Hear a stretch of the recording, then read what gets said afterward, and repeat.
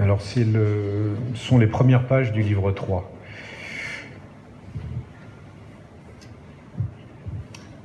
Pauline se tenait là.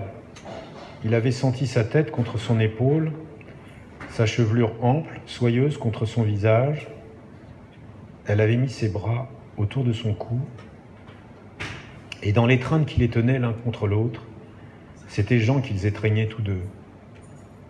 Comme si l'aîné était blotti, ici, en leur milieu, qu'ils l'avaient ramassé, qu'ils l'avaient emporté dans leur corps à corps. Ils se serraient, et ils serraient Jean aussi, en ce que chacun pouvait l'incarner. C'était pour cela une étreinte éperdue de la fratrie dispersée, au feu d'une osmose qui n'avait jamais existé que dans leur mémoire et leur mélancolie. Il avait soudain entendu le rire franc de Jean dans son dos. Il avait sursauté, c'était bien Jean, il lui disait d'approcher, lui mettait la main sur l'épaule, lui enjoignait de se tourner, qu'il soit côte à côte devant Pauline, qui les photographiait. Il faisait face, mais Pauline reculait. Il l'appelait, elle s'éloignait, elle marchait sur le sol de latérite, vêtue d'une blouse blanche. Jean la suivait, Thomas courait sur la piste de tôle ondulée. Pauline s'éloignait toujours, il ne pouvait plus avancer au bord du précipice de la table des Trois Rois. Jean avait fermé la porte, Thomas regardait la photo, Pauline et lui au sommet de la montagne, découpés sur un ciel bleu. « T'es là, Jean ?» Et Thomas pleurait, une tristesse qui le soulevait jusqu'au fond du corps. « Tu es... » Une ampoule pend du plafond. Le filament incandescent est une pointe de feu qui fore les paupières jusqu'au centre des rétines. On lui a laissé son livre qu'il pose ouvert sur son visage pour se couvrir les yeux lorsqu'il est allongé, mais s'il bouge un tant soit peu la tête, le livre tombe et la lumière creuse son chemin. Il s'est réveillé en larmes, dans son rêve il pleurait, suffoqué de peine. Pourtant ses yeux sont secs, juste tourmentés par cette ampoule électrique. Il ne se souvient plus où Cela dure quelques secondes, il n'est pas avec Pauline. Il est allongé sur une dalle béton, il voit les fourmis tracer des figures rectilignes. Elles disparaissent, chargées de denrées dans les fissures accidentées du ciment. D'autres corps sont allongés à ses côtés, il entend leur respiration, il sent leur odeur de sueur chaude.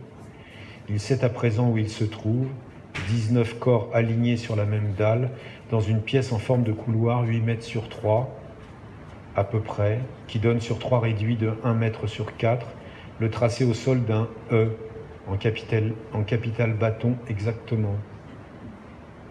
Dans chacun des réduits, un robinet d'eau courante et un WC à la turque. Les ampoules sont toutes grillées, ces lieux d'aisance sans fenêtres sont parfaitement obscurs, on n'en distingue jamais l'extrémité. Sur le pignon gauche de la pièce, une ouverture à hauteur d'épaule donne sur la place du terre battu et les masures dispersées.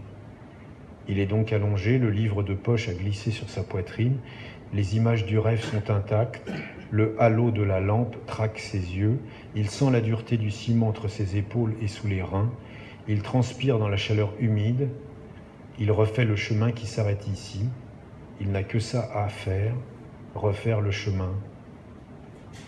Il avait longtemps hésité à emmener les enfants, on lui avait invoqué les risques sanitaires, l'approximation des transports, de l'habitat, il avait finalement décidé de partir seul. C'est en sortant de l'avion, à l'instant même où il franchissait le seuil de la carlingue, posant son pied sur la passerelle, qu'il avait compris la puissance du dépaysement. Immédiatement enveloppé d'une étouffeur moite, d'un air cotonneux, sans oxygène, la sensation qui augure une crise d'asthme, avec la chemise qui colle, la nuque qui ruisselle.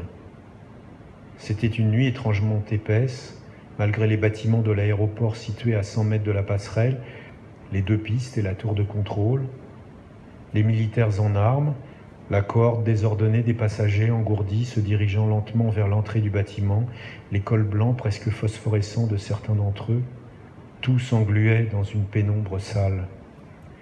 Il y avait aussi cette odeur poudrée qui montait de henné et d'argile parfumée, qu'exsudaient les corps drapés dans des boubous confortables. Lorsqu'il pénétra au milieu d'une cohue bavarde dans l'aéroport, encadré de soldats en treillis portant le fusil mitrailleur sur la poitrine, il remarqua les rares néons accrochés trop haut sous la voûte, qui précipitaient la foule grouillante dans une pâleur livide. Les policiers n'étaient que 3 dans leur guérite. Ils discutaient, prenaient leur temps, examinaient les passeports à l'aide d'une lampe torche, oscillant entre des rires esclaffés qu'ils s'accordaient entre eux et des regards assassins posés sur les passagers, tamponnant les visas avec violence et vélocité, comme s'ils mettaient à mort quelques insectes et qu'il fallut que les tampons imprimassent jusqu'au bois du comptoir. C'est pour affaire ? Tourisme. Tourisme ? Ça rime avec terrorisme, ça. Et ils pouffèrent bruyamment, heureux de leur blague, lui ne sachant quelle mine adopter. Jusqu'à ce que son interlocuteur retrouve 3 secondes plus tard son visage minéral, taillé dans la morgue et le mépris. Alors faut coucher là. Ils le laissèrent passer, il n'avait qu'un sac de cabine peu encombrant, il était flottant et porté par la presse. Il y avait à présent des odeurs de volaille, de fientes, de sang frais, de manioc fermenté qui s'engouffraient et empuantissaient l'air. Il franchit les barrières. Des gens formaient une haie d'accueil, guettaient en cercle l'arrivée des amis, de la famille, des associés, des investisseurs. Certains tenaient sur la poitrine un nom tracé au feutre sur un bout de carton.